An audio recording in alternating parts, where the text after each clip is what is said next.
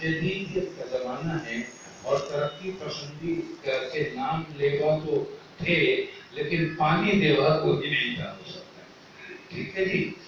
तो अब जब हम ये बात करते हुए आगे बढ़ते हैं तो रईस फरूख का एक मुताला इस लिहाज से भी जरूरी है कि पाकिस्तान के शोरा में बहुत कम शोरा ऐसे हैं जो पूरी जदीदियत की जो थ्योरी है, मॉडर्निज्म की जो थ्योरी है, उस पर पूरे उतरते हैं।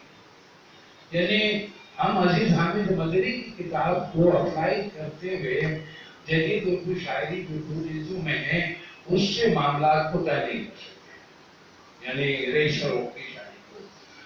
अच्छा, फिर जब हम ये बात करते हैं तो इसके अंदर बुनियादी चीजें जदीदियत के हवाले से तखय्युल का मामला क्या और हैत के तजर्बे आगे।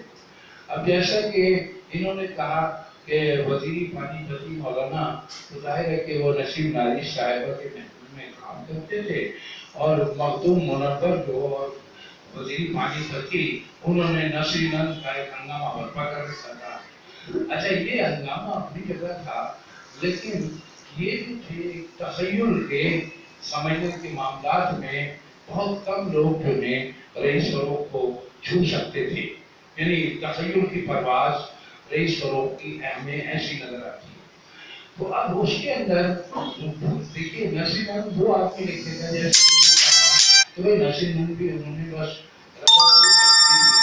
और जैसे कि और बात का जमाना जो हम देखते हैं, कमल भाई ने जो है ना रसा चुपकाई से नसीनंद लिखवा ली, लेकिन वो कैसी नसीनंद है आप भी जानते हैं, मैं भी जानता